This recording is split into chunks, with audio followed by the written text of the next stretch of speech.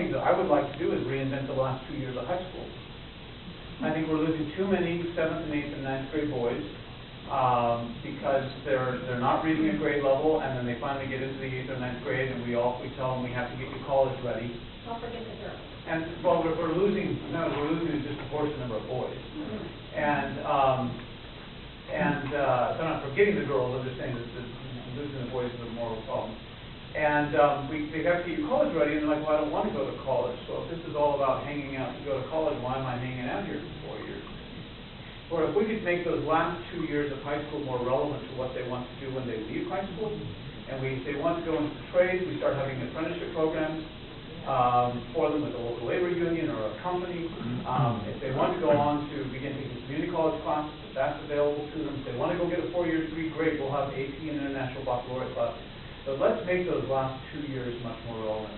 In this last budget that I just held passed, and we have one more vote to get it passed, I put money into a program called Core Plus, which begins to introduce trades and continuing technical education, what we used to call vocational education or shop, for aerospace-related jobs into the high school, so that kids realize that there are options beyond going to a 4-year school.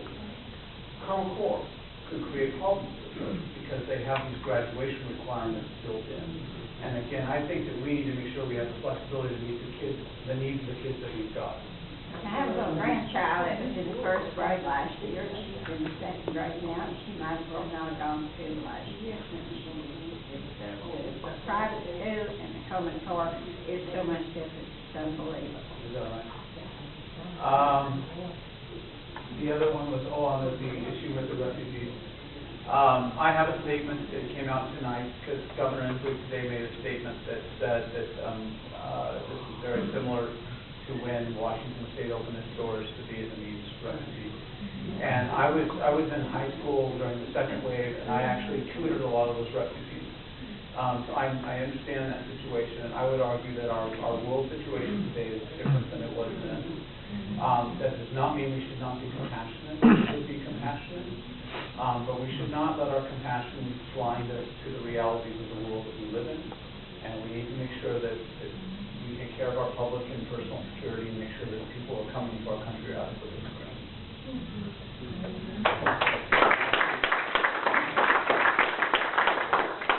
Having said that, overwhelmingly these people are just trying to get out of a war zone. They're not. Why do we turn to there? Okay, one more question. Healthcare. Right here. Oh, did I skip you on healthcare? That wasn't intentional, but I wish it would have been. Well, only because I'm going to be honest with you. Healthcare is consuming a significantly increasing large percentage of the state budget. And we have money from the federal government to take on certain obligations, but that money is not always going to be coming in from the federal government. And I'm not aware of how we plan to transition to paying for that ourselves. I will have a better answer for you on it when I come next time. I'm sitting down with a lot of people. I'm asking a lot of questions. I'm trying to figure out how the state, within the restrictions of the federal government, can make sure the money we're spending is servicing people the best possible way. And I don't have that plan yet. Your webpage? BillBryantForGovernor.com. And one more question, right? Actually, not a question. Oh, sorry, Gretchen. Sorry, she has a question. I just want to make a comment. So, after Rob McKenna last time, I don't know about you, but my heart was broken because he was such an excellent person. The better man for the job, and you lost because of bad marketing, in my opinion. The other guy had great marketing.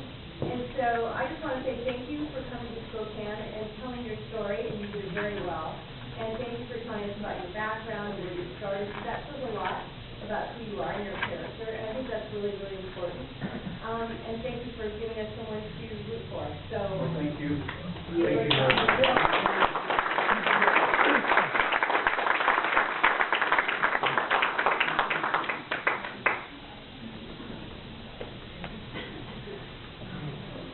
One of the many things that this organization does well is bring candidates and issues to the forefront, and then we take positions on them. It's premature for us in our business meeting to endorse for governor because I think Bill's the only Republican running for governor, and And it may end up being that he is the only Republican running. I don't know, but I do know I heard from a candidate today who could easily be a far better governor than the one we're saddled with right now.